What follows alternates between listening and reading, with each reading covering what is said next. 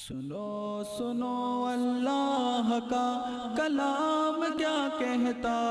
ہے، اٹھو اٹھو قرآن کا پیغام کیا کہتا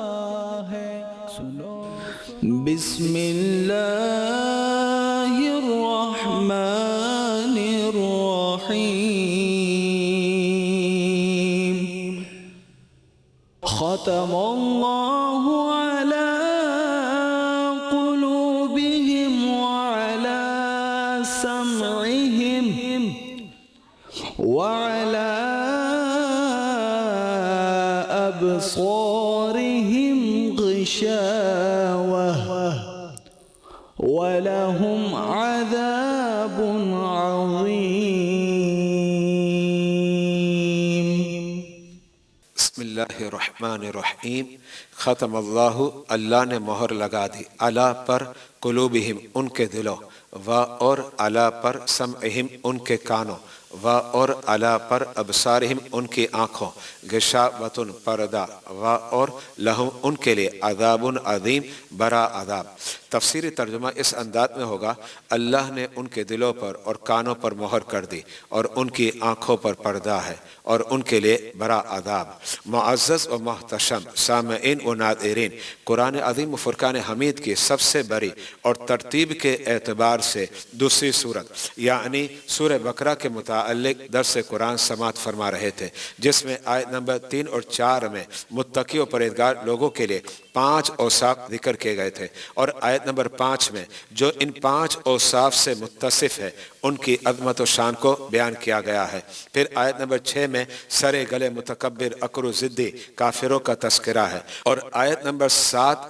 اسی کا تسلسل ہے۔ خالق کائنات نے ارشاد فرمایا، ختم اللہ علی قلوبہم وعلی سمعہم، اللہ تبارک و تعالی نے ایسے سرے گلے متکبر اکر و ضدی کافروں کے دلوں اور کانوں پر مہر لگا دی، وعلی ابصارہم غشاوہ، اور ان کی آنکھوں کے سامنے پردہ ڈال دیا، وَلَهُمْ عَذَابٌ عَظِيمٌ، ایسے کافروں کے لیے بڑا عذاب ہے۔ معزز و محتشم سامعین و ناظرین، ختمہ یعنی مہر لگا دی، اس سے مراد جب رسول اللہ صلی اللہ علیہ وسلم کی تشریف آوری ہو گئی، آپ نے واضح دلائل اور روشن معجزات سے حق کو نکھار کر رکھ دیا۔ قرآن مجید و فرقان حمید کی دل ہلا دینے والی آیتیں سنا سنا کر ہدایت و گمراہی کے راستوں کو الگ الگ کر دیا، اور پیارے مصطفیٰ علیہ السلام نے تبلیغ کا حق ادا کر دیا۔ پھر بھی یہ کفار اپنے کفر پر بضد رہے، تو اب اللہ تعالیٰ نے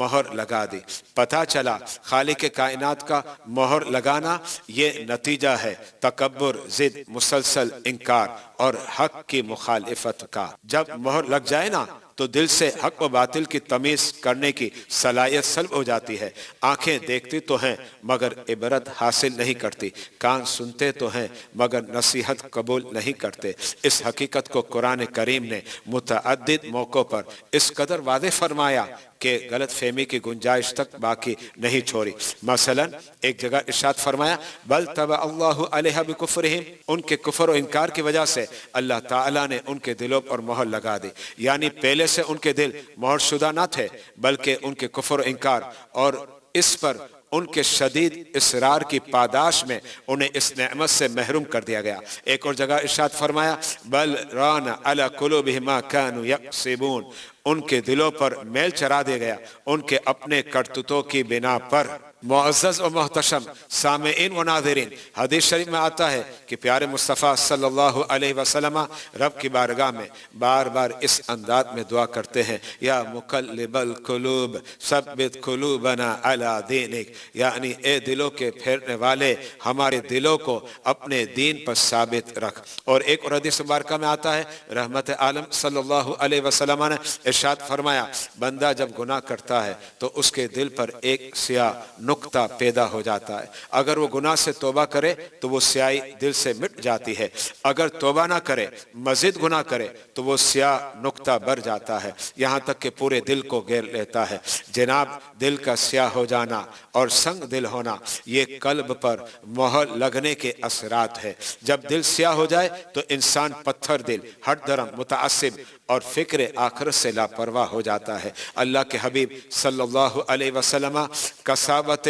قلب یعنی دل کی سختی سے اللہ کی پناہ مانگے اور دل کا موم اور نرم ہونا خدا کی عظیم نعمت قرار دیا۔ اللہ تعالیٰ کی بارگاہ میں دعا ہے سماعت درس قرآن کے صدقے ہمارے دلوں کو موم اور نرم فرما اور حق کو قبول کرنے والا بنا، آمین بجاہ النبی الامین الکریم صلی اللہ علیہ وآلہ وبارک وسلم۔ اٹھو قرآن اس سلسلے کو آپ حضرات دیکھ سکیں گے ہمارے یوٹیوب چینل وسیم ضیائی اور ہمارے فیس بک پیج مرکز العلوم پر، اور مزید اسلامی معلومات اور دینی کتابوں کے لیے وزٹ کریں ہماری آفیشیل ویب سائٹ www.wasimziai.com۔